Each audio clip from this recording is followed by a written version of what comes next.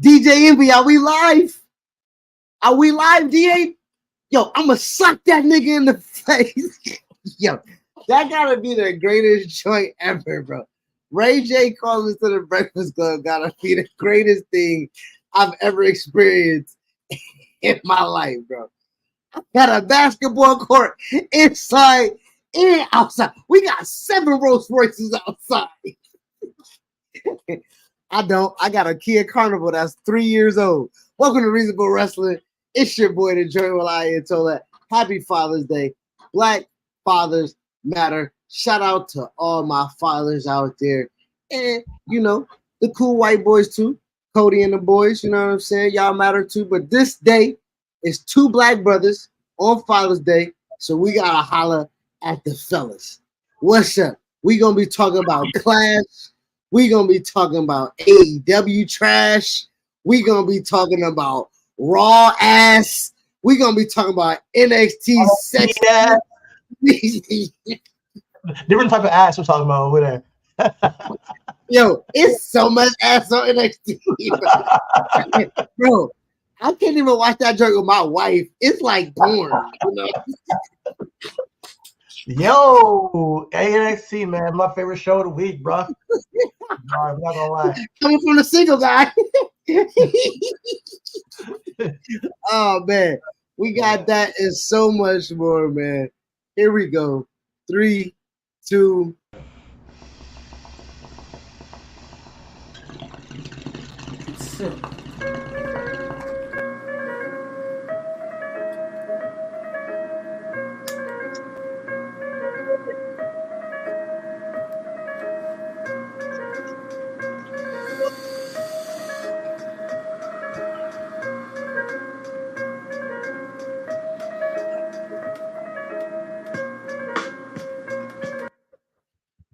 Yo, what's going on, everybody, to a special edition of Reasonable Wrestling.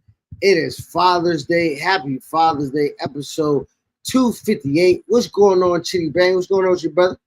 What's up, guys? Happy Father's Day to our guy Chris here, General Ayatollah. You know, I am not a father. Don't plan to be anytime soon. But happy Father's Day to all you fathers out there. I know what y'all do is sometimes what's the word for it? Unrecognized. And here on Reasonable Process, where we talk about mental health and men's health, we want to acknowledge that. So shout out to y'all. Go grab a drink, smoke some weed, do what makes you feel good as a man. You know, as long as you're not hurting nobody, do your thing. And today's your day, especially if you got some kids out there that you take care of. The ones that do take care of. Nah, this ain't for the deadbeats. Let's go. Let's clear it up one time. Yeah. If you ain't taking care of your seeds, if you ain't out here making sure your chicklings got something to eat out here, if you ain't out here trying to take care of your family, this ain't for you bitch ass nigga. Okay, we talking about to the real ones. We talking about the day in, day out, the present ones, the pickups, the drop off, the lunch times, the dinner times, the bath times, the story times. We talking about the take them to the park, take them on a walk. We talking about the everyday dads. Because listen, you ain't gotta be with your mate, your baby mother. You ain't gotta be, but to be around your kid, it matters. And if you marry, if you inside the house, double salute. Because that nigga make you want to leave the house sometimes. Guarantee you, for sure. Yeah, man. Shout out to all the dads that know something about that. I don't know nothing about that, but I know how to. I know how to be uncle. You know. Listen, cheating not the stepdad, he the dad that stepped up. For all you ladies out there. If you looking for somebody, he got it on right now. He the Russell uncle. If you looking if you looking to introduce your kid to Uncle Cheaty, holla at your boy right there. You know what I'm saying? All right, let's talk about some other shit. Let's talk about wrestling. Let's talk about the Wrestling Castle. But before we get to that, you definitely like, subscribe, do all that good shit. Follow us, and support Reasonable Wrestling. We really appreciate all that. But yeah, man, where do you want to start off with Clack? And my mic is fucked up. 1 second. do you want to start with, Class? Let's Because start with the main event. Let's start with the main event okay, was they completely made the show specifically for the main event. And also one yeah, time down before before we get into our rigmarole, I just want to shout out to our brothers. You know what I'm saying? Black Guy Wrestling Podcast. They got Darius Lockhart on there right salute, now. I'm saying, salute. so if y'all not listening to us, go listen to them. If y'all are listening to us, go watch they playback right now. When we done with their interview with Darius Lockhart, man, I'm pretty sure they got a killer interview right now. You know what I'm saying? So, but I would, shout out to our boy Nick, the Scotland native over there. You know what I'm saying? Over at Black Guy Wrestling. Let's start with him, his brethren, Drew McIntyre against Damian Priest in the main event. I told you guys on the in our group chat that this match is the biggest match since WrestleMania. This match to me, and I say that for multiple reasons. This is the match one like I mentioned before. It's the match since WrestleMania for a World Championship that we genuinely didn't know who would come out the victor. You know, the first time since WrestleMania we didn't know who was winning this match for sure. Because I think every single World Championship match, whether it be World Championship match or WWE Championship match since WrestleMania, we've known how it's going to be finished. If you are a wrestling fan, or you know that AJ Styles and Jey Uso and Logan Paul were not winning those championships. So, huh? I said for sure. For Exactly. sure. So when you get a match like this, the stakes are there, the moment is there. It's built up properly with great promos and great competitors in Drew McIntyre and Damian Priest. I was locked in, and to me, this was the match of the night as it should be. But I think it over exceeded what I expected as a match. Take away the finish, even just the match itself. I really enjoyed it. I mean, and even with that, I would say you can't take away the finish because I think the finish also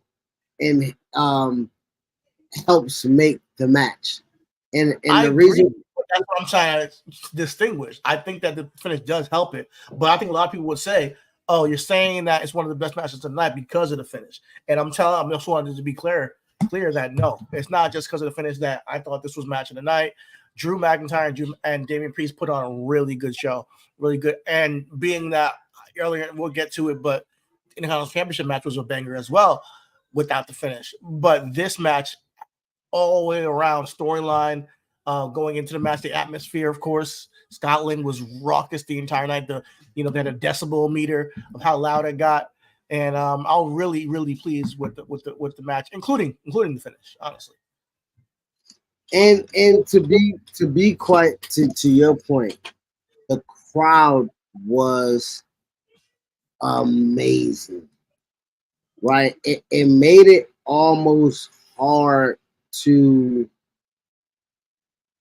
I won't even say predict, but it made it hard to like legitimately grasp the idea that Drew ain't winning because it made it all surrounding that Drew gonna win. It felt like it was the moment, like the crowd, the build, the poster for the show, Drew coming home, and you know everything happening led up to this moment where him being screwed at WrestleMania, he's gonna redeem himself in his home country. It felt like Drew had to win, and when he came out with his entrance, we all said in the group chat, "Drew got to win, right? Drew got to win. Drew got to win." Oh yeah, they're home. Even Oh, on the yeah, spot too, I'm like they gotta call an audible. they had I the bagpipes and everything, But I yeah, thought I thought on the Damien spot that they had to call an audible. I didn't yeah, think that they would be able to go through. But if the finish was always to get to the CM Punk spot, you gotta push through, Damien. Right? There is no audible. There is no audible if we going all the way through with the CM Punk spot. yeah. I mean, this is professional wrestling. Triple H finish a match with a torn quad. That's crazy to me. Damian Priest getting hung up like that, I thought immediately, oh, this is not good. Having all that weight hang you from your ankle from the rope is not good. What I do like was the moment when Drew McIntyre was like, hey, ref, hold on. Let me kick this guy while he's down for a little bit, because that showed the improvisation. He did walk away, got the camera off of it so they can fix it. They couldn't. Drew had to come back into the ring, pull this guy up, get him around, and get him back into the ring. He did hang a bit upside down from that ankle, though. And I don't know how much damage that did. I hope that Damien's okay, because that shit looked like it hurt, you know. And as you know, me and you in the MLW, you see those ropes. Those ropes are not. Those ropes are not ropes. Those ropes are steel cables wrapped in rubber. Just so you know what my man was about to get ready to say. Those are steel wired cables that are wrapped in rubber, and they don't have a lot of give. Now,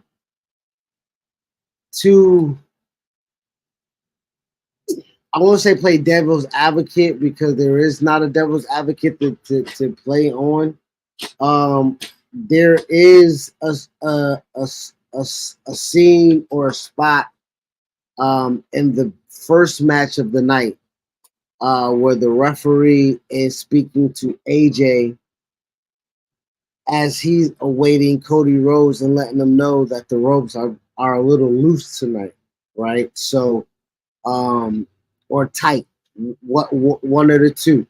But I'm assuming they were a little loose, considering that AJ had a spot on the ropes, Jade had a spot on the ropes, Damian had a spot on the ropes, and it seemed like all three of them had something to do with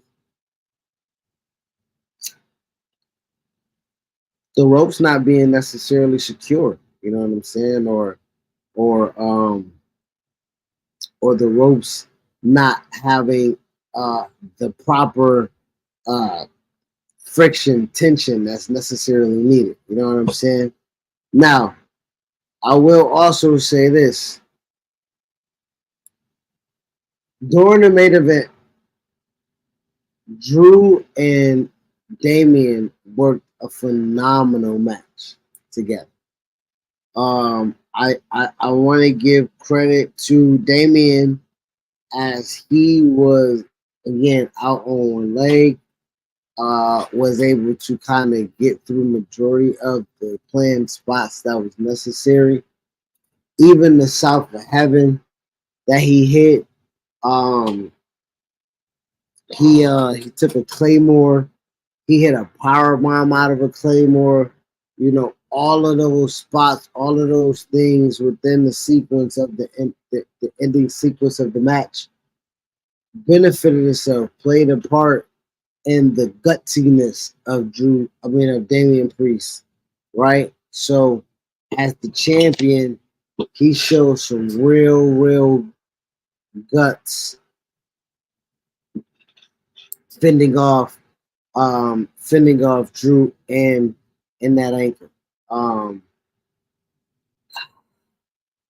I need my brother here to talk about this. Drew and CM Punk feud has bypassed leaps and bounds, particularly every other story on this roster. It's better than anything Cody's doing. It's better than right now Chad and Sammy. Better than both tags. Better than both women's titles. Right now, Drew and CM Punk with this layer, with this element, is right now one of, if not the best storyline in the business today. Again, Drew sees that Damian's hurt. He attacks the spot, goes for a claymore, boom. Knocked him out with the claymore. Right after that, goes for the cover because they had a ref spot. You know what I'm saying? Ref bump. Ref was out the ring. So they did they did the whole wave down. We need a ref right now. Hurry up, we need a ref. The crowd is counting with Drew. They're up to like 7, 8. Ref figure slides into the ring. 1, 2, and then he stops counting. Of course you figure it out. Of course you know it's CM Punk. You know what I'm saying?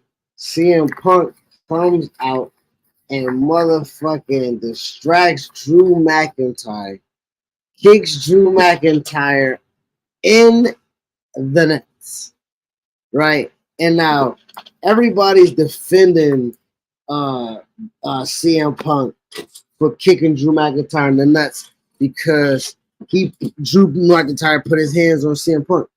First and foremost, what the fuck are you doing here? Like, I should have yoked your ass up for sure for being in my championship match. You know what I'm saying? Like, what you mean why I yoked this nigga up? You lucky I didn't yoke this nigga up and toss this motherfucker in the crowd, bro. This nigga came, slid in the room like he was a ref. 1, 2, and held up the deuces on me. Now, again, this is why I say this is one of the best storylines in wrestling. Because CM Punk said in the press conference, as long as there's air in my body, I'm going to make sure he don't win another championship here. Now, why would somebody have that type of animosity to another person?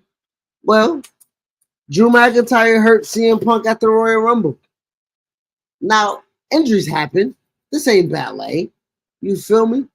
Injuries happen. CM Punk might have took that lump how he needed to take that lump. But for the nigga to then come on TV week after week and say he meant to do it, how he prayed to his God that he hurt you, how he prayed and wished and that was his intent, was to hurt you. What's up, brother? Where you at? You back? Oh my God, man, we back. All right. Huh? I prolonged the show. I'm still on Drew and the main event. I'm still on how CM Punk screwed Drew McIntyre. And I'm giving a little backstory of, you know, CM Punk said as long as he, at the press conference, he said as long as he got air in his body, he not going to have Drew win the title. You know what I'm saying? So, I know you not. You frozen again, brother? Oh, man, you just like me, like last week. That's crazy. Anyway, so yeah, man. You know, CM Punk got that real hate in his heart. He got that real hate in his blood. You know what I'm saying? And with that being said, he legitimately screwed Drew McIntyre. Now, I don't know how badly Drew screwed CM Punk. We can probably say he screwed him a whole lot, considering the fact that Drew McIntyre seems like took CM Punk's spot at WrestleMania. By all intents and purposes, it looked like we was going to get CM Punk versus Seth Rollins at WrestleMania. It looked like that we was going to get CM Punk versus Seth Rollins at WrestleMania. And what we ended up getting was Seth Rollins versus Drew McIntyre. And the reason why we got that is because Drew McIntyre injured CM Punk. So there is the backstory. For anybody that didn't know, there's the backstory. They have been feuding for about 6 months, 5 months, because Royal Rumble happened at the end of January. And Drew McIntyre hurt CM Punk literally in that match. So Drew and CM Punk have been at odds. Drew losing that championship match at home in Scotland, it's supposed to do something to him. I'm waiting to see that. I need Drew McIntyre to pull up wherever we're all at and hijack the show. I need him to hijack the show, and I need him to tell Pierce, I need him to tell whoever's in charge that the show ain't going to go on. It won't continue. Nothing going to happen unless I meet and see CM Punk. And I need Drew to beat the shit out of him. Yeah, I'm here with you. What's going on with you, man? Am I good? You here with me? I can hear you. I can see you. Throw up some gang signs. Let me see if your shit good. Throw gang signs? What? I got you. I was just saying how we need Drew after what just happened. We need Drew to show up on Raw and hijack Raw. We need him to beat the fuck out of any baby face that try to step to him. We need him to demolish any security. We need him to be super red fucking angry about this. And we need him to demand CM Punk. And when he don't get it, we need to see him go ape shit. Now, that's just me. He should have went ape shit last night after he got screwed. That's my opinion. He should have went ape shit and chased that nigga all the way through backstage. He should have interfered in that press conference that CM Punk had last night. I mean, well, that's what I would have done if I was Drew. That's what I would have set up as a script if I was part of the show. You know, if I was a producer, he should have automatically been on go mode. I'm going to rip this guy to shreds. You know, like this is the second time he's cost me. Or first of all, he lost me the championship. Now he's cost me the second time. Yeah, it's just seeing red at that point. I genuinely like where it's going because Drew McIntyre and CM Punk don't need the title to have a great match and a great blow off feud at SummerSlam. And I assume this is going to lead to SummerSlam. I don't think this is going to be a money thing. Even though CM Punk is going to be cleared tomorrow, or that's what he's saying, flew out to Chicago to potentially get his contract cleared to go. And this all stems all the way back to when CM Punk debuted and Drew McIntyre walked out before even, he's the one who injures him in the Royal Rumble with the Future Shock DDT. All that stuff, it's built up till now, and I think we're in a perfect time to see something. Sorry about that. So I thought I saw the mosquito. This the best feud. This the best thing going. This bypass anything that they got going on. This is the best feud in wrestling. Yeah, this is the best feud in wrestling.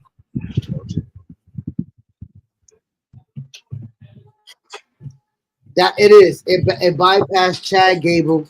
It bypassed any. Now I ain't gonna hold you. I want to be. Go ahead. I want to be clear. Chad Gable and Sammy has been my favorite storyline, but obviously the biggest one has always been CM Punk and Drew. It's always been it's not like it has bypassed it to me. It's always been. I just knew that we're not going to get the blow off until they're both healed up and healthy. So in the meantime, I'm like, what we're actually seeing week to week. Chad is my favorite story. Now we're gonna see where things go from here. We're gonna see, and I'm all for it, man. If we get Gunther and Damian Priest at SummerSlam, while getting Drew and CM Punk. I think that'll be a really strong, card already. And then I know, I'm not sure if you saw it, but Randy Orton looking at them championship with Cody Rhodes a little bit too hard last night. I don't know where they're gonna go with it. That's what I was just about to say. If they do that correctly, if they can tell that story coherently, that has more backstory than just the Royal Rumble behind, right? This like Randy trying to be 15 times. You know what I'm saying? Like, true. That's true. Randy trying to be 15-time world champ. And to be honest, if we talking about Cody got to earn his stripes, what better way to earn his stripes than the Apex Predator? I think Randy Orton is the guy Cody should have a fall feud with, all through the fall. However, here's the thing. We can hold off on Randy. We can. And I'm not talking, we can talk about the match in a moment, but if we're talking about SummerSlam, the bloodline is still lurking. The bloodline is still lurking. Now, I think Randy has a way bigger opportunity of winning a match against Cody. But if we have Solo versus Cody Rhodes at SummerSlam, that could work for me if the finish involves a return from the tribal chief. Like that kind of thing, the true tribal chief. And we can hold off on Randy for in the meantime. Potentially. Now, what I would say is I don't think that they would do a singles match. They would do a 6-man. Now, I know we're talking about what we would want to see, but I'm just saying, just to build ourselves up and what we probably going to get. The 6-man probably could be Money in the Bank, though. We still got Money in the Bank. Okay. Okay, you're right. Okay. Because I don't think we're going to get a title defense at Money in the Bank. I don't think so. I think we're probably going to 6-man. Maybe now we got, hopefully Damian Priest is healthy. But the Money in the Bank matches alone are the main event of that show to me. You don't even need a title on the line. I do think that maybe the United States Championship should be on the line, or the Intercontinental Championship as well. But yeah, man, give the woman some shine. Get them a title shot. Have Liv Morgan defend against somebody. I think that's what Money in the Bank should be. And then boom, you got early August, not too long from now, is SummerSlam in Cleveland. So. Yeah. Now you mentioned the Intercontinental Championship. Where the fuck do they go, bro? Where do they go? Chad loses for the 7th time combined. He lost to Gunther 4 times. He lost to Sammy 3 times. Oh, the Gunther 4 times? Didn't he? I thought I'm pretty sure he lost every match to Gunther for that title. I think we're going towards Chad Gable as Intercontinental Champion eventually. I just think that it's gonna have to be you gotta have to. They're telling the story of Otis leaving him right now. That's the bigger arc what's going on right now than Chad winning it. Now, what Chad's gonna have to do to win it, it might take some nefarious means. Him getting another championship match. Him injuring Sammy again, him just the same thing as just not letting it go, just like AJ Styles did with Cody. He just can't let it go, and he's gonna have to raise the stakes somehow, and then that might be getting some backup in the Creed brothers and real rounding up that group. Now the feud might just be him and Otis first, then after that lead to him and Sammy again, or him in a Intercontinental Championship pursuit. He said no matter what. So I get it. Like we're looking at it like he lost so many times, but there was an out. Like he was distracted, and there was a lot like went down to his victory. It wasn't like he just got his ass beat, And I know we're jumping all over the place, but that finish was like, okay, that's excusable. AJ Styles can't go anywhere from that finish. AJ Styles just quitting because he's handcuffed and he had to still steps. To me, it's like I almost saw this deja vu somewhere else, and I hated it before. Like, you know, so I was like, that finish was really bad for me. And I know that you try to, like, you know, give it some bail on in our group chat, but I didn't understand that one. So like I really think that AJ Styles is hurt the So most coming out of the castle out of tell anybody. me, tell me why you say that. AJ Styles, you said something about him being a chicken shit heel in the group chat. He's not. He hasn't been at chicken shit heel this entire time.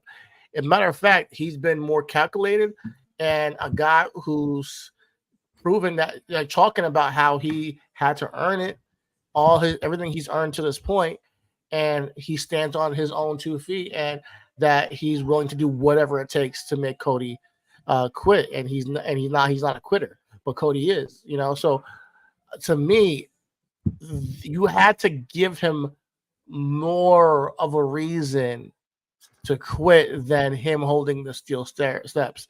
I just think there would have been a shot from Cody beating him down. Now, if he hit him a couple times and then he's like, all right, I quit, and he hit him like he's been beating him down to steel steps, that's one thing.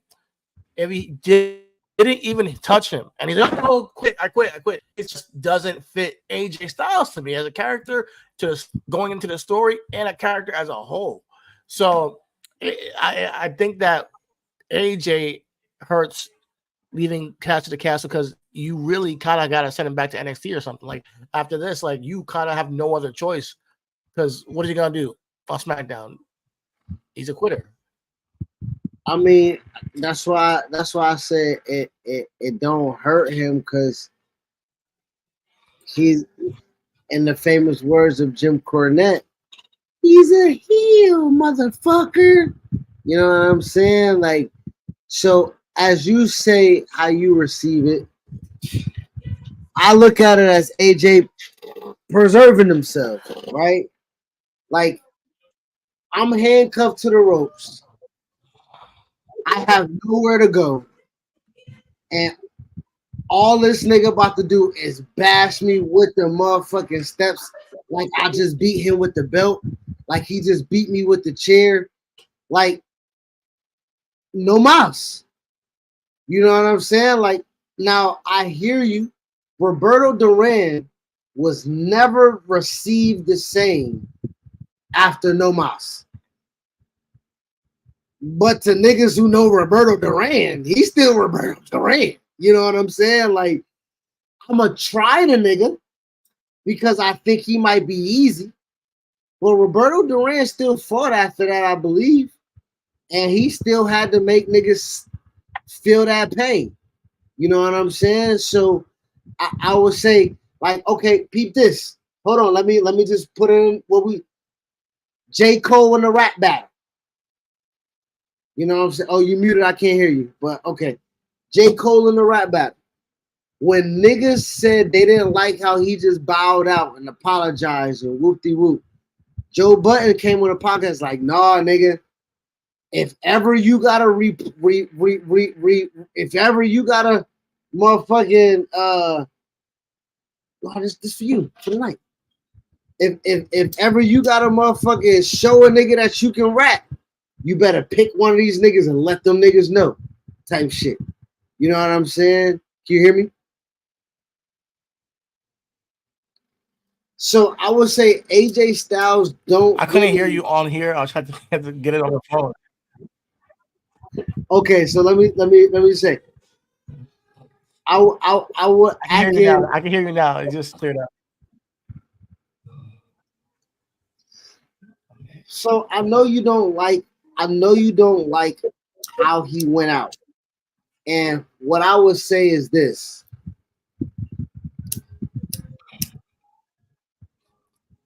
You say it's nowhere for him to go. I don't think that he is world championship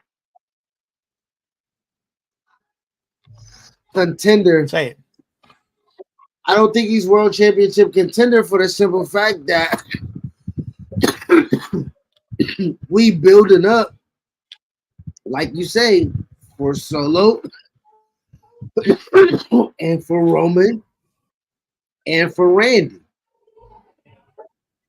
And if we're doing a pecking order, if we're doing power rankings like ESPN or whatever, you will see you that AJ will fall down in that ranking. So I mean, he Here's can the thing. be. I don't mind. I don't mind him losing, and that's why that's not the problem. Is him losing? Is how he lost. And I expected him to lose. It's just I don't like it.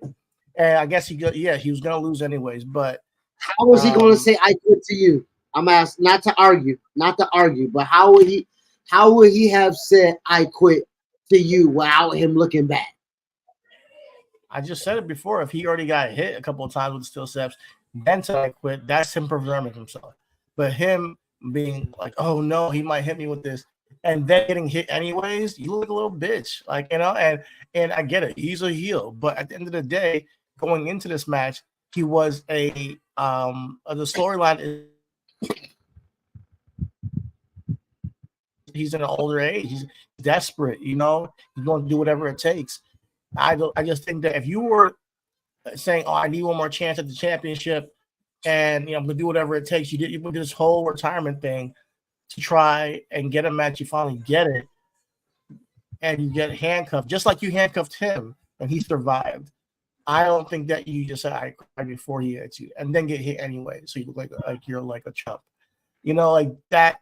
I don't like the perspective on that. That's me. I'm not. At the end of the day, it is what it is. AJ is not going to be world champion anytime soon, or WWE champion anytime soon. But he has to get off the TV at this point. Like you can't. I need some distance from seeing him look that weak. He looks very weak. I mean, I think I know this might sound bad, and you might not want to hear this, but AJ doing the Jericho gimmick won't be bad on WWE TV, right? As far as like crowd gonna say you quit or you tapped out or whatever the case may be, and AJ can be like, "No, I didn't," or whatever the case may be. You know what I mean? But you know, I I I hear what you're saying. Where AJ could have got hit a few times and then said, "I quit." That definitely makes him look stronger, right? Makes him definitely look less weak. Absolutely, it makes him look less weak. You know what I'm saying? So I definitely do agree with you on that. But at the same time, I think there needs to be some type of differentiation differentiation between heels, right? I don't think AJ is gonna be able to be the badass, like you say, calculated, you know what I'm saying, heel when we got Solo trying to do that same thing. You know what I'm saying? Where I think they're gonna need Solo to do it better and have Solo be more efficient and dominant in it that way. You know what I'm saying? If Randy's gonna be conniving or slithery or snaky like he is, I think it's hard for AJ to kind of do that. You know what I'm saying? So with the differentiation of being a heel, I think him being him falling into being a chicken shit. What'd you say?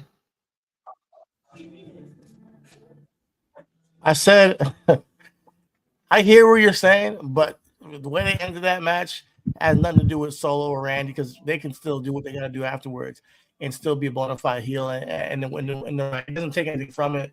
How he, if AJ loses in a better way, but hey,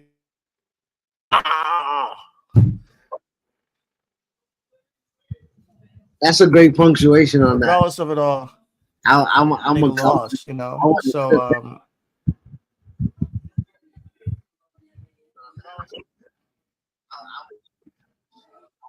um.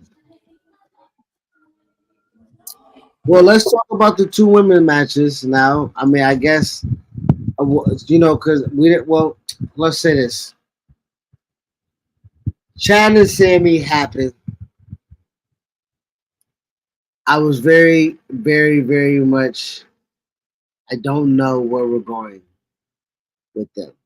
Like you say, we'll get the arc is Otis and Chad. I believe that takes Chad. I was looking up.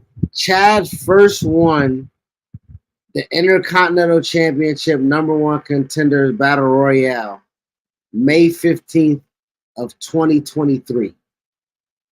So he's been chasing this fucking championship for a year plus. So when it comes to you saying Otis and him is the bigger arc, I'm mad as fuck at that. Because May 15th, 2023 is a long fucking time for me to be riding this wave with Chad fucking Gable. And he don't win this goddamn title. I'm very, very, very, very, very, very, very fucking upset about that.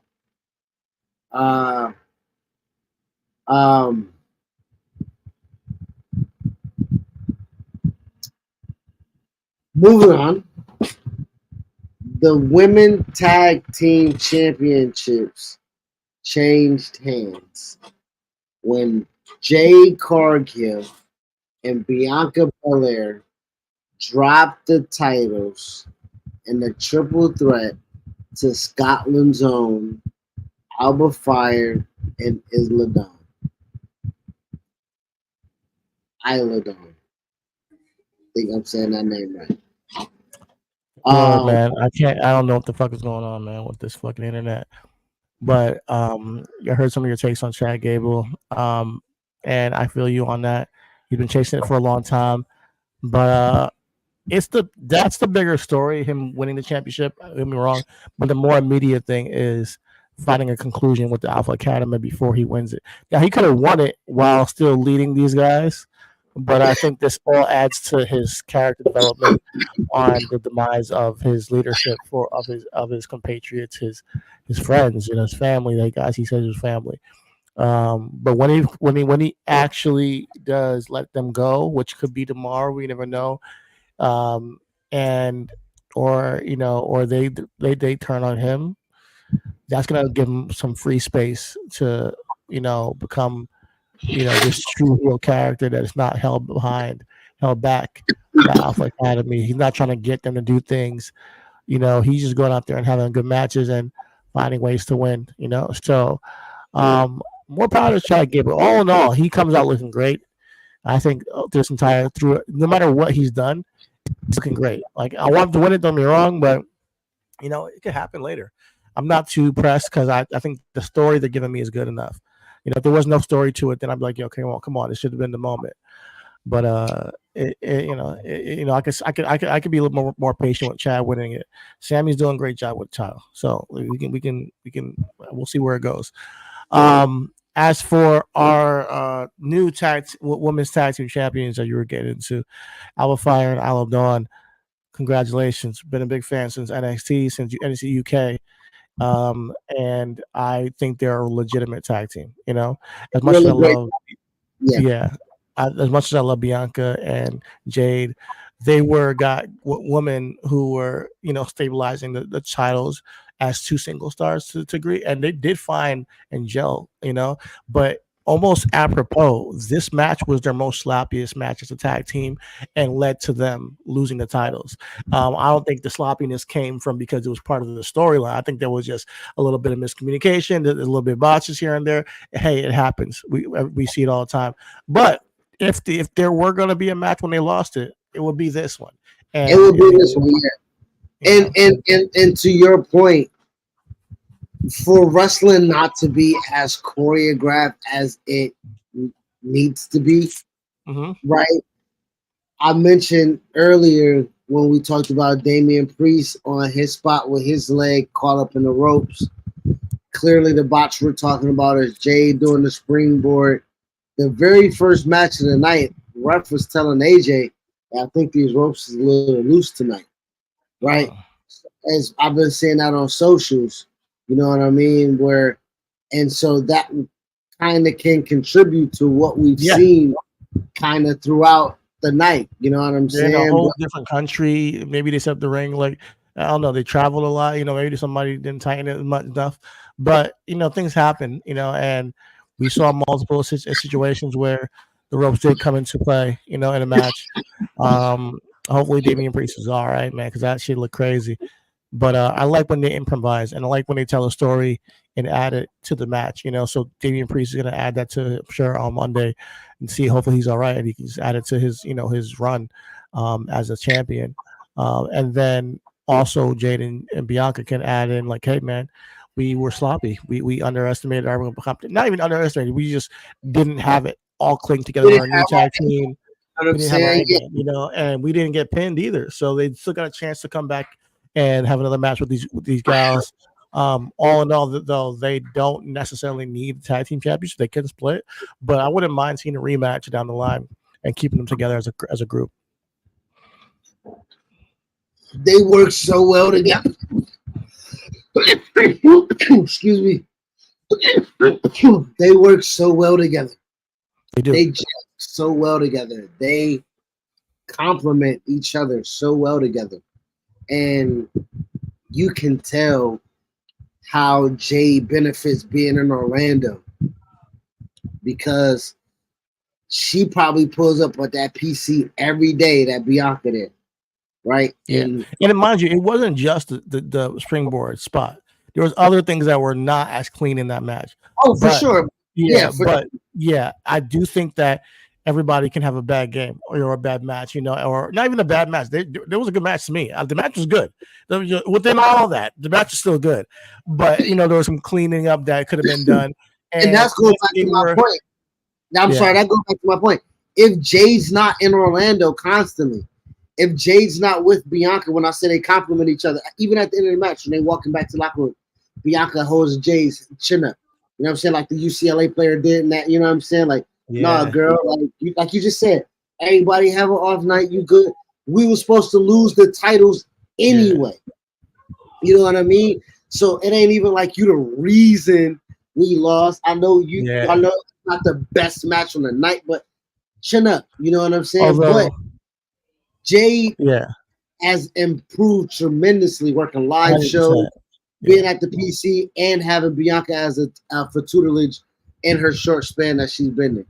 Yeah, man, I love the bond they have. I love that she's mentoring her because Jade is younger, than Bianca. Bianca's the veteran, and she's the older, saying, "Hey, younger," like she's not even young, but like I mean, like just like I got your back.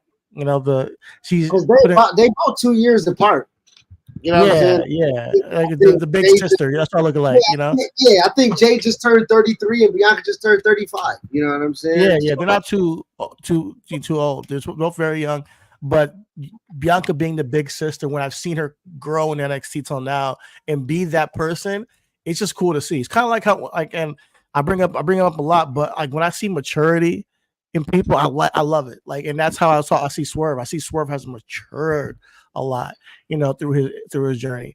But we'll talk about AEW in a moment. But I just wanted to tap in with talk about these women, and I enjoyed the match. Want to see the storyline continue, and then congratulations to Alba Fire and Isla Dawn. You guys deserve it. And as Triple H said, it's not because they gave it to them because of the tragedy. Rest in peace to Alba Fire's mother. That happened. It's sad to see that, hear that story you mentioned in a group chat of her passing away. But more than anything, she works hard to get there, and just shout out to Alba, shout out to Isla Dawn. I'm really looking forward to seeing you guys hold those titles and the promos you do, the backstage vignettes. I've been loving that shit for a year now plus years. So the Unholy Alliance, Unholy Union stuff. Yeah, like they've been doing for a couple of years now. Was a big fan of, still a big fan of it. Like Triple H said, sometimes people are ready. It's just you can't have everybody in the spot at the same time. And it's just timing. And here they are in their Scotland, in their home country, winning the Women's Tag Team Championship. Congratulations. With that, let's segue to Piper Niven, another Scotland native who wasn't able to achieve the victory and become the women's champion, the WWE Women's Champion. But I will say that she had also one of the best performances of the night. Piper, man, She I did. She really did. I was dug her very upset about the stuff. finish. Huh? I was upset about the finish. The finish, really?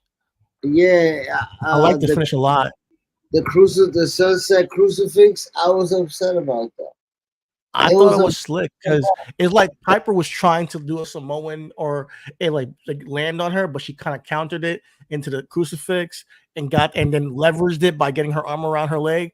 I looked like Bailey escaped. It didn't look like Piper just got beat flat out.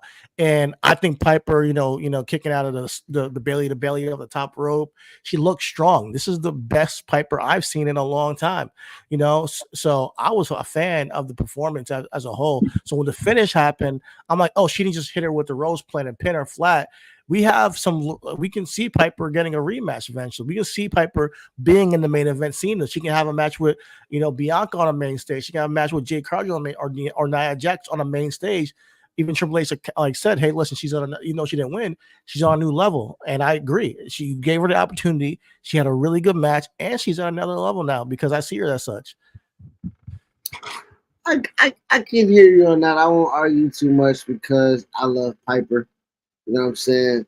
My OG, my neighbor came through, right? So he came through yesterday, and so I had him in this hot ass garage watching the joint. So Piper come out, and he was like, "Okay, Big Ma."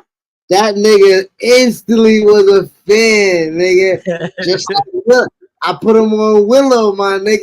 He was a fan of Willow, you know what I mean? So Piper got him a fan, you know what I'm saying? 'Cause they did the Yeah, video package and everything like that, and she would be a yeah, dominant move, sunset flips, all types of shit. yeah. Yeah, man. Piper's in cheap, man. I love She you some. is. No, Piper's awesome, man, and I'm really just gonna see. I'm gonna be happy to see her continue to evolve, and just being around for as long as she has been, for the decade plus that she's put in wrestling, and just now get that match, and still just stick it through. I love it. Love the story, and in her hometown, so her home country at least. Um. Anyways, anything else there is to talk about with Clash? No, we can move forward to AEW. All right, I'm gonna let you take it away. You gonna let me take it away? No, I'll let you take it away, bro. Man, you the AEW guy, man. Because I I don't love want to start off with the hate. I don't want to start with the hate. You know what? Let's not start with the hate. I'll start with the positive. I'll take it away. AEW. I watch your show live. I wanted to give you a rating. I'm always going to give you a chance to redeem yourselves in my eyes. And when you started the show off, I liked it. I was like, yo, you get Swerve in the ring with the Young Bucks and the Elite, and you're facing off with them. This is what I wanted a month ago. You got your main champion, a babyface champion, against your main heel group, and finding the tension in between that.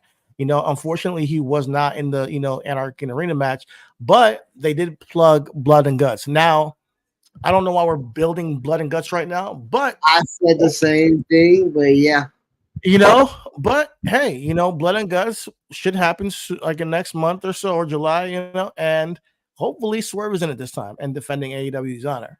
So that's what I'm trying to see, and that's what I liked is that we're starting to see them tell stories with Swerve and the Elite. Because I think there's something there with that. Swerve being the champion should be defending AEW against these tyrants to some degree, or showing that he's not cool with what's going on. And that's all I wanted. And for weeks they weren't doing that. Swerve would have like a backstage comment or comment here on Collision. But I'm gonna be honest with you guys. I don't watch Dynamite and Collision, not because I don't want to. I don't have the time. You guys are gonna really have to bring me over to those shows. But I do try to watch Dynamite. And when I watch Dynamite, I expect to see your stars wrestling. This is where the best come to wrestle. I want to see your stars wrestling or your stars in angles that are building towards the next pay-per-view. And I get it. You're doing Forbidden Door next pay-per-view, and it's essentially going to have a lot of crossover with New Japan, and maybe some of those people are not going to be accessible for your television show on Dynamite week to week. Cool. But you cannot give me 4 or 5 matches in the middle of the card with 1 star versus somebody who I don't know, or 1 star versus somebody who doesn't matter. Your first match of the night cannot be, and I love you, Dustin, but I do not want to see you opening another Dynamite. I'm tired. Whenever I tune into Dynamite, I'm like, let me give y'all a chance. It's Dustin freaking Rhodes in a match with somebody to open the show. The guy he's a natural, but he's 55 years old, man. Like, I want you to give me something to get me going. And this happens to me twice where they're giving me like some old, or 3 times now where they give me some old guy that's in a match to start the show off with some young cat like Jeff Hardy and whoever, or they give me a Dustin Rhodes. And I'm sorry, like these guys, I can get it. I can watch them in the middle of the card. But when I turn on the television and you give me Dustin Rhodes or you give me a Jeff Hardy or something like that, I'm kind of already like, yo, this ain't gonna be a good show. To some degree, I'm checked out a bit, and I don't want to be. I genuinely want, and I sat there. I didn't check out because I didn't want to be negative. I didn't want to be toxic fan of WWE or whatever. Maybe I sat and watched the whole show, and every match in between was somebody wrestling somebody I didn't know, or somebody who really wasn't important. So you already knew how the match was going to end, and before the match even started, So let's go down the card and just recap what was the results and what the matches were, because I'm not joking. It was one star, and then somebody that you don't know, like just kind of like we talked last week with the CMLL guys. Don't know who they are, man. Put that shit on fucking Collision or Rampage.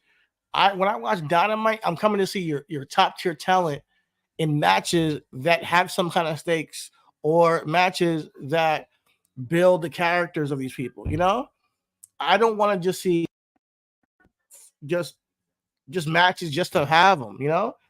So what we had was Dustin and Jack Perry. Of course, that's the qualifying. Of course, Jack Perry wins that. It's a qualifier for the ladder match for the TNT Championship. I said everybody's barred from ringside. Doesn't really matter because we know who's winning that. The match was not even all that great, and next thing you know, I don't know how Dustin's bleeding all over the place, and I'm like, how the fuck did that happen? And not that it's a bad thing to bleed and put, but I don't care. I like those spots should be reserved for people you care about. Dustin hasn't been in a big angle in years, if I'm not mistaken. Like in a serious angle, he hasn't been in a serious angle in years. He comes out there just to lose to people, or or he might win a match here and there, like on Rampage or whatever. But I'm not keeping track of the Dustin Rhodes storytelling in AEW because there isn't one. There isn't any. Then you have is Mark Briscoe, Kyle O'Reilly, and Orange Cassidy versus Kyle Fletcher, Roderick Strong, and Kanoki Takeshita. This match I'm not too mad about. It was pretty cool. And you got Takeshita winning, with Fletcher and Strong. So Fletcher got the win for the team on Mark Briscoe. I'm not mad about that. But then you give me wait, hold up. Timeout. In between that, you have Roosh versus somebody. So after the Dustin match, you had Roosh squash somebody. I don't know who this nigga was. I have no idea who this guy was. I guess his name was El Toro Blanco, and then it led to a brawl with MJF. Cool. So that's Dustin Rhodes versus Jack Perry. Then you give me Roosh squashing somebody. How do you expect me to keep my attention on your show for the rest of the show? Now, I gave it the attention because I wanted to give you guys some grace. The six-man tag match, cool. I'm not mad at it. Cool. It was a decent match.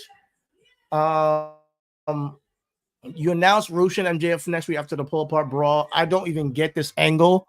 Don't get it at all. But now we're going to have the blow-off next week after 2 weeks of building this. For what? Don't know. All right. Then you get some Mojo and instead of Forbidden Door. Instead of Forbidden Door. Instead of Forbidden Door. Instead of Forbidden Door, it's next week. It makes no damn sense. after you get the one of your biggest stars returning to to pretty much put him in an angle with Roosh that blows off in 2 weeks. Okay, maybe hopefully there's something there that may happen on the match and that I'm not seeing, and maybe you guys surprise me. But then you give me Samoa Joe and Hook versus fucking Tony Nese and who? Some other dude. Yeah, Ari Davari. Yeah. These another guys you're building against pretty much jobbers. Like, let's be real. These are Tony Nese and Ari Davari. I haven't seen things on my TV in a year or so. Like, they're not in a serious angle. Haven't been. And then you give me Mercedes Moné versus Zeus, whoever, and respect to her, she can wrestle. But I don't know who the hell she is. Nothing has happened that mattered yet on your show, other than the opening segment built to something. I'm like, okay, blood and guts, cool. But now I'm like halfway through your show, and I'm like, God damn, you guys had a bunch of guys come wrestle jobbers, and nothing matters. Nothing matters. Maybe the Roosh and MJF thing you could say matters if you dig it, cool. So that leads to finally the main event, which I thought was a really good match. Rey Fenix and Will Ospreay. Of course, a lot of stunts. Oh yeah, that's not what came next. Sorry, Chris Jericho came in, took up some TV time, but I'm gonna act like that didn't happen. And oh yeah, no, Garcia then had a squash match against Nick Camarado, another guy who I haven't seen in a year on your TV. All these guys that we don't care about in one show. All these people, Zeus, Camarado, Dustin Rhodes, fucking Tony Nese, Ari Davari. Why are they all on the same show? Why? Why'd you make me suffer through that? It doesn't make no sense to me. None of this shit matters. None of it. And it's on your main show, Dynamite. If you want to do this on Rampage, have a fucking blast. If you want to have this on Collision, cool. But this is your flagship show. Building towards Forbidden Door, I don't know what the fuck they were thinking, man. Maybe they just had to get people on TV. You got Chris over here eating crackers because he knows he don't give a fuck, So what the fuck? And this is the show that he reviews. So sorry, Chris. That's what they gave you this week, Then we have the Rey Fenix Will Ospreay main event. Good match. The finish with the Will Ospreay and Swerve, I dug it. Will Ospreay, I'm not sure if you guys saw it, but he had a podcast with Swerve, and Swerve said to him, "Oh, you want to hold my they had a time, they have an expiration date on my championship right here. You might as well just take it. He got his title, but they will give it some." Will Ospreay was like, "Nah, I'll take it when I fight for when I win. I'll hold it when I win it." And you actually have Will Ospreay holding it here, almost like, "Hey, it looks good on me," I like the way they finished the show, and then Swerve getting in his face like, "Yo, you don't ever pull that shit again." The only reason why I'm not dropping you is pretty much because he has he likes the guy. So and he talked about he hasn't seen the killer Will Ospreay in a minute. So I like the build to this match. I'm gonna be really excited to see them compete. Everything that Swerve does matters. Everything that he does has purpose, makes sense. But everything in between, good fucking Lord. I don't know if you're not like a complete wrestling mark, how you sit through this. And I did it. I guess I'm a wrestling mark. But I did it because I was like, let me give him a chance. Because I haven't been watching you guys consistently through in weeks. And this is what I freaking landed on. How is it that every time I say, hey, let me give AEW a chance, you guys give me Dustin Rhodes in the first match? This is not the first time this happened. This is crazy. Is it just my bad luck? Chris, you tell me, is this a regular thing they do? Just give Dustin Rhodes opening matches all the time? No. And unfortunately, you reviewing a bad show that I already reviewed, which was a bad show, just makes it like it doubles down on how bad it was. You know what I'm saying? Because it was a bad show. And even Ospreay and Phoenix, I didn't like.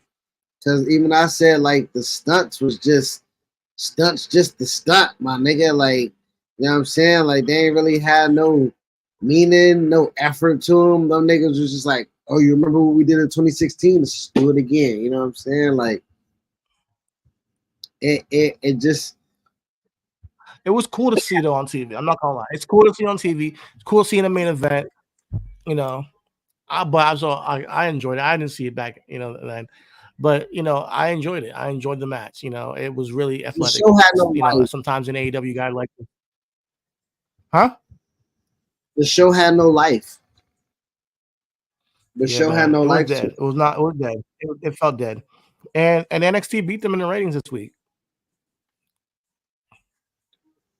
Well, it was also dead because it was in Des Moines, Iowa. So, Jesus. Uh-huh. I don't care where you guys are. You guys can't put on that multiple shows with multiple jobbers on multiple people that I just don't give a fuck. Like, come on, give me something in the middle of the show at least where it's like, oh shit, that mattered. Something in the middle show where it just breaks up the monotony of just matches that don't mean a goddamn thing. Please don't do that to me again, guys. If you want to have these guys get them screen time, put them on Rampage. Put them on AEW Dark. Put them on Collision. I come and watch Dynamite, which is supposed to be your flagship show. Don't do that shit again.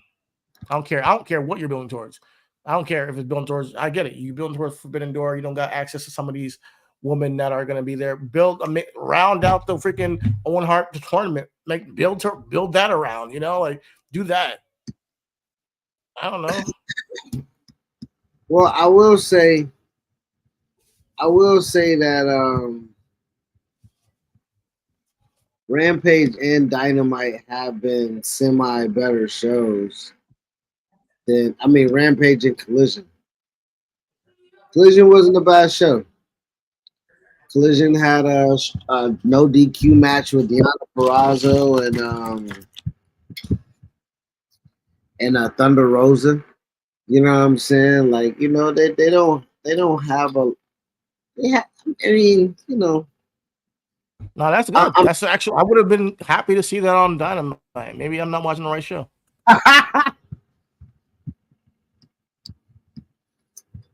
No, you're not. Dynamite was bad. Collision also had House of Black versus Bang Bang Gang, but it was Juice Robinson instead of Jay White. You know what I'm saying? But yeah, man, Collision and Rampage have been really good, and they've been having some really good stories. You know what I'm saying? Along with it, so can't really complain too much on Collision, honestly. Collision and Dynamite. Collision and Rampage. I'm sorry, have been really good shows. Time for my favorite show of the week. Hold on, I do want to say one thing. I know you say everything with Swerve matters. I'm a hold your feet to the fire and say you a motherfucking lie. Because the next time Swerve and the Acclaim is in their same goddamn segment, ring, goddamn thing together, that shit is definitely getting turned off on my TV. I'm not mad at it, man. Swerve is the champion. The Acclaimed are an over tag team.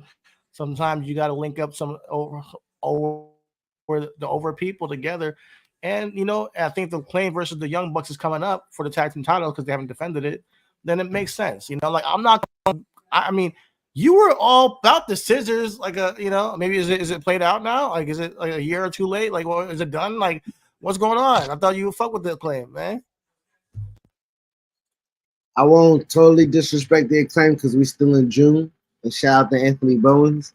But I will say, when July comes, I'm just like the rest of America. Put that shit up, boy.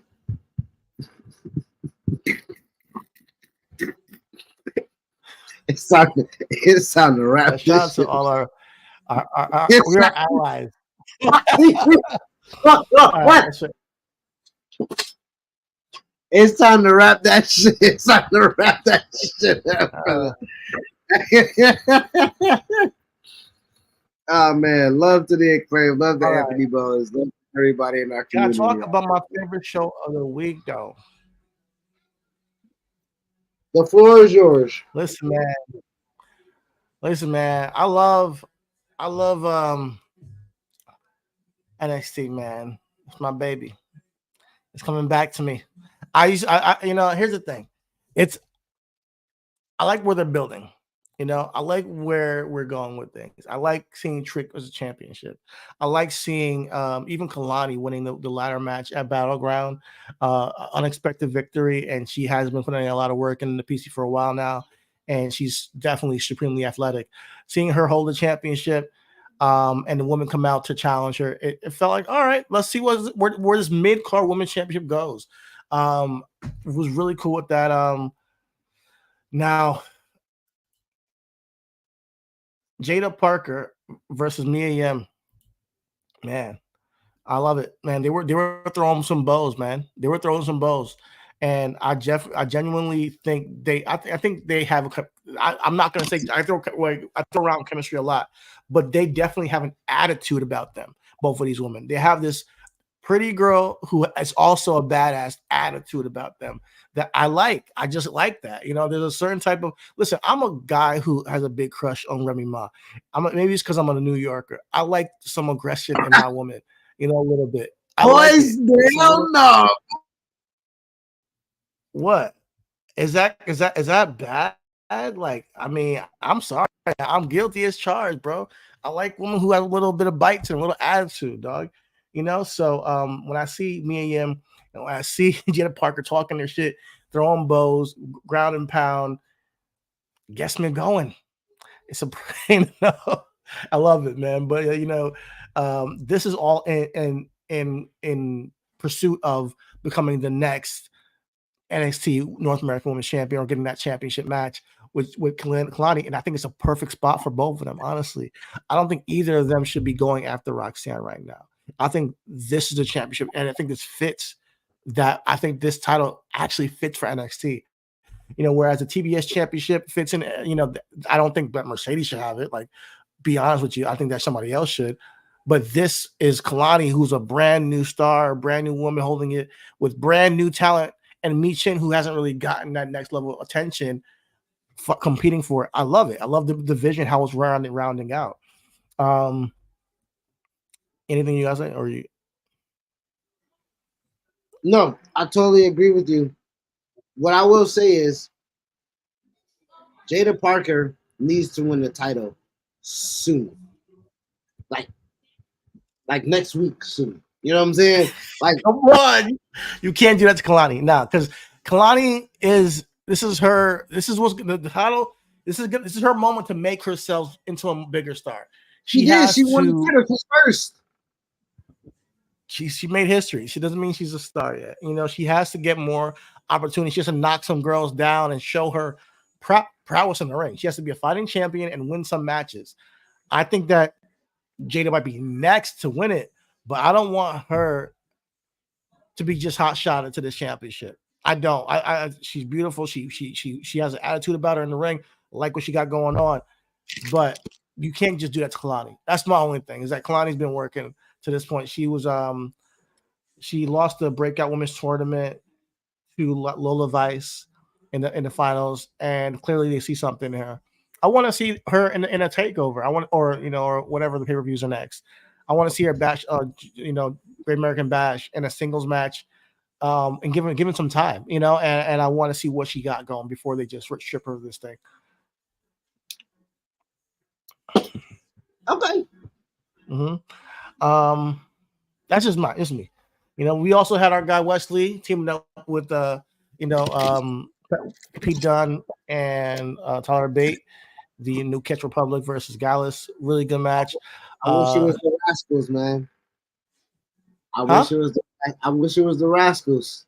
Well, you might be able to get a little reunion next week, because Cody Rhodes came out and he announced that next week there's going to be a battle royal to determine the next challenger for Trick Williams Championship. And he said it may have people from other locker rooms. So Zachary Wentz might just pull up. And if they have a face-off with Wesley, I want to see that moment.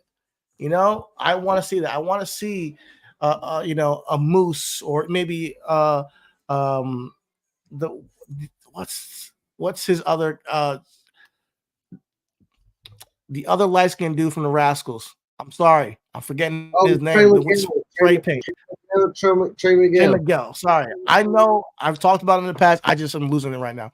Trey Miguel, in the match would be dope, you know. So this crossover with TNA, I really am digging it. I think that's why we're seeing the ratings boost in NXT. Also, Cody was there, of course, but there's some interest because they're doing something groundbreaking, just like AEW was doing it back in the day when they started bringing in people from TNA and they started bringing people in from AAA and New Japan. When Forbidden Door was brand new when it first started, it was the hot talk of the town. And now the fact that WWE is doing some of it, it's the first time we're seeing it being done consecutively, you know? So I'm really down to see that. So if Wesley has a moment with his former Rascals next week, that'll be pretty cool. I need to see Oba take the next step. I don't know where he gonna go. I don't know how we're gonna get there. But he next. He next. Oba. For Oba, sure. man. The guy, he can't take it. Not yet. Because he's got to win it when he gets that shot. When he gets excited to the championship, he got to win it. What I would like to see, I like to see a face off between him and Moose. That'd be cool. Moose kind of called him out on Twitter, and he said like, "Yo," he said something about them both being Nigerian. I didn't know Moose was Nigerian. And he would like to, he said he wouldn't do Nigerian on Nigerian crime. He said he's not trying to fight him because he's Nigerian. That's what he said. Something like that. So I don't know how they're gonna pull it up, but that is a heavyweight fight if we ever seen one.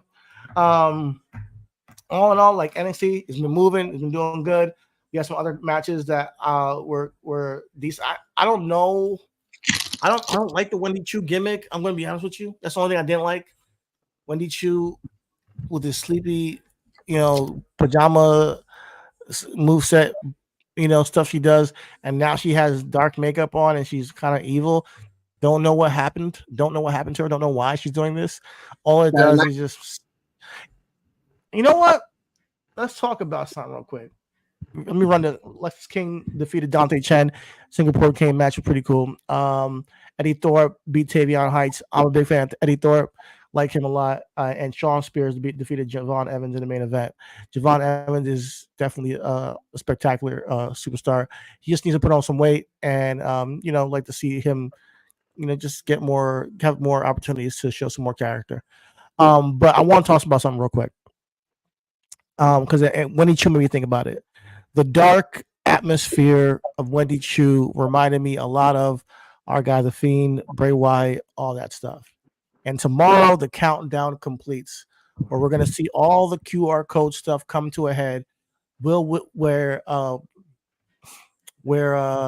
Uncle Howdy could be showing tomorrow, and whatever's going on with Wyatt 6. People been talking about that possibly. I gotta say, I'm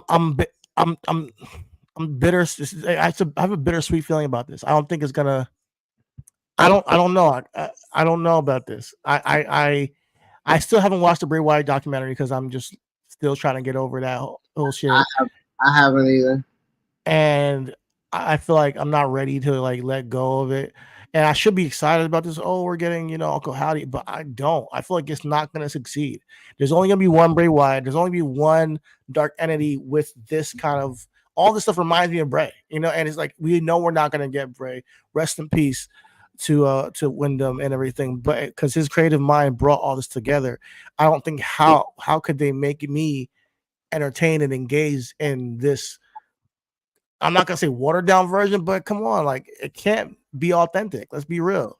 It can't be the way that we saw it before. We can't trust it the way we did before. And I hope that, I don't want to shit on the angle before it starts, but like my nephew was telling me, he wants to see him go after Cody, and I'm like, he's not on that level. Sorry, Uncle Howdy's nowhere near Cody's level to even be touching him. So maybe it's a Sami Zayn thing, maybe they can go that route. But Yeah, man. I don't know. I just have. I'm just a little bit off on this. I'm not sure. I gotta see this thing through. I gotta see it play out. I will probably say it should be Jey Uso. Because Jay brought That's a up good one too. That's a good one. guys, and you know, there's that connection there. Oh, You know what I'm saying? I like that. So I would think Uncle Howdy No, and maybe they can Jay salvage it. You know, you made a good point. like that. I think that can be really good. Um, and to your point, I don't want to do that to. I don't want to do that to. I don't want to do that to Taylor. You know what I'm saying? Taylor's taking on Wyndham's project from the show. You know what I'm saying? Like he's embodying it. I He's gotta be honest. Like when we saw the stuff on Twitter, I mean on YouTube that he put together, it was good. Like, it was good stuff. Like, and I was like, oh man, it's interesting. I just it just it's like I am excited to see something happen, but at the same time, like kind of sad. Like and I'm just like, this is our favorite. Like me and you became friends and made this podcast because we connected on Bray Wyatt, and there's no way I can fully like, let me just sit back and enjoy this without like thinking of the guy, and that's what no. it's gonna be hard for me. That's what I'm trying to What say.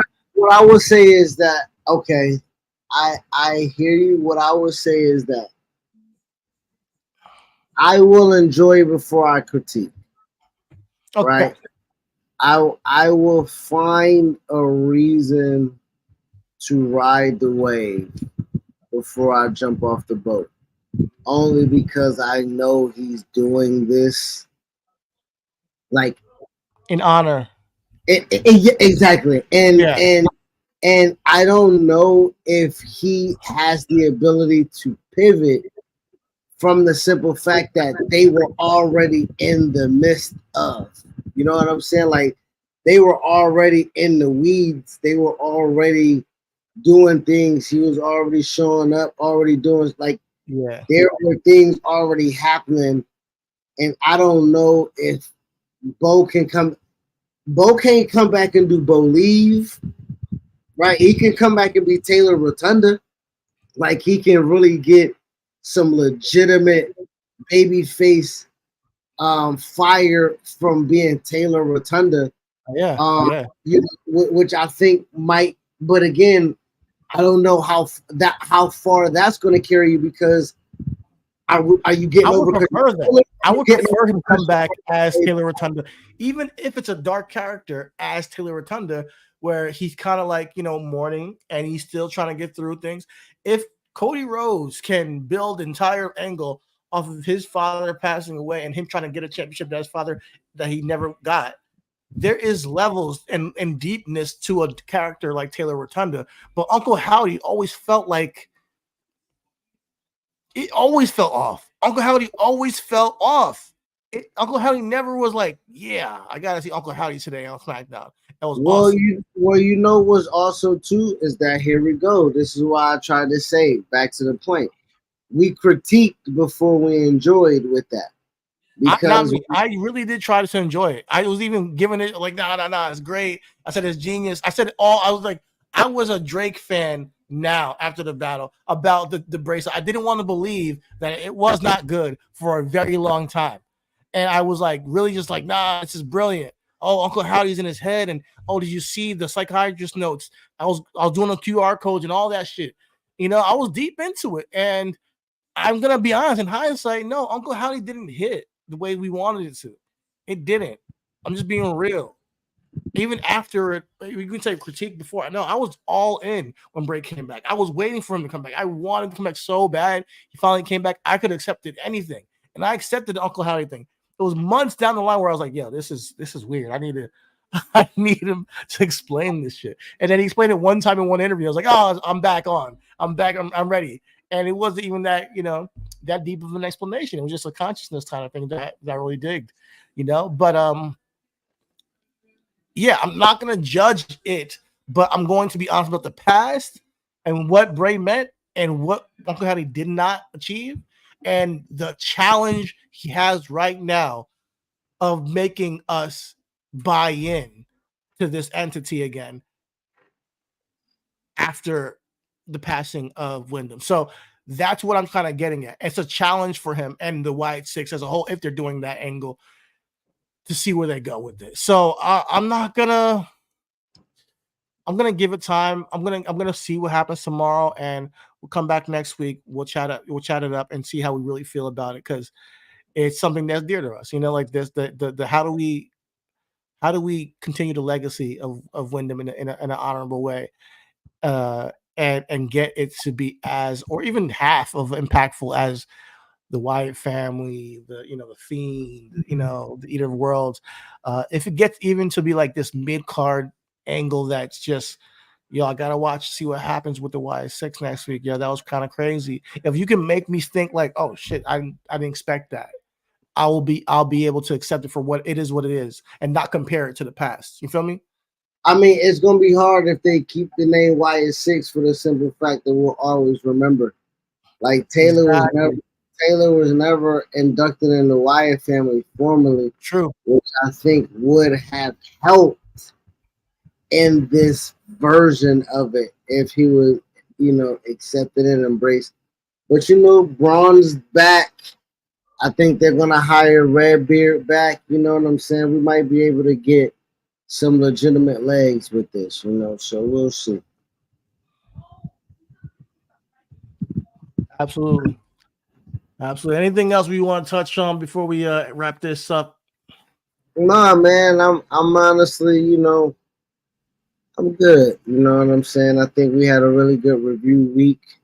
Like we said, TNA, as you mentioned, they just had Against All Odds, I think is they shit that they just had. Matt Hardy had a match with the aforementioned Moose. Everybody got involved in that motherfucker. Nick Nemeth, Joe Hardy, whatever that nigga name is. Curtis Hawkins. And I mean, it looked amateur, but it was all right. But are they a stable? Who? Are they like a group though? No, it was. I don't know what. I can't even lie. Okay. All right, listen, man. He don't know what the fuck happened, but he wants to give a shout out to TNA. Listen. All I want to say is Jeff Hardy and Matt Hardy is back. Cool, man. I don't care.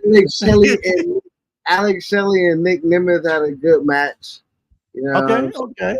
Good match. And, TNA, keep doing your thing, man. I don't want to. I love AJ Francis too over there, but he corny. And please don't make no corny ass rap on me. But I just want to say, brother, I know he doing his job though, because we supposed to boo him, and we for sure booing him because he giving us reasons to boo. But shout out, man. I think AJ Francis knows what his job is, and I think he understands that he's polarizing. So lean into it, man. Lean into it. People hate you. But before we get up out of here, anything else you got to say? No, I would say. Also, I want to say that.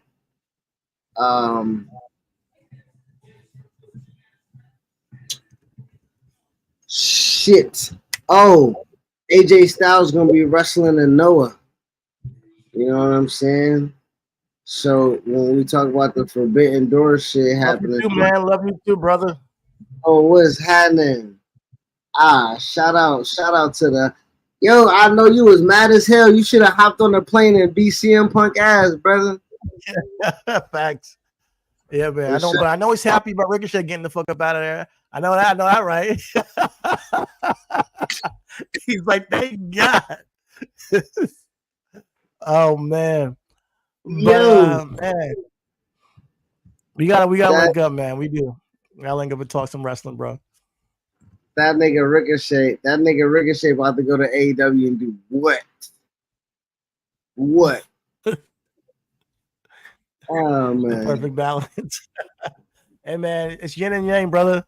We need to be balanced in our lives, right? You win some, you lose some, and you lose some, and you win some. But shout out to you, man, Skylar, man. We about Definitely to hop back on the off pod. this joint right now and watch your Darius Lockhart interview. You know what I'm saying? We about to check out this joint right now, and I'm about to throw the Darius Lockhart Yeah, joint man, on keep doing your thing, man. I love what you guys are doing over there. for sure. You know what I'm saying? Shout out to the homie Matt, the homie Nolo out there too. You dig? What's up, Zoe? I see you out there, Zoe. Can't forget about the fourth member of the motherfucking crew. Absolutely, man. But yo, I think is there anything else we gotta touch on before we get up out of here? There's not anything prevalent at all that we gotta touch on for sure. I think we touched on everything. You know what I mean? Listen, all is love. Everything is wrestling. AEW, please put Red Velvet back on TV. And that's all. We're out of here. Yeah,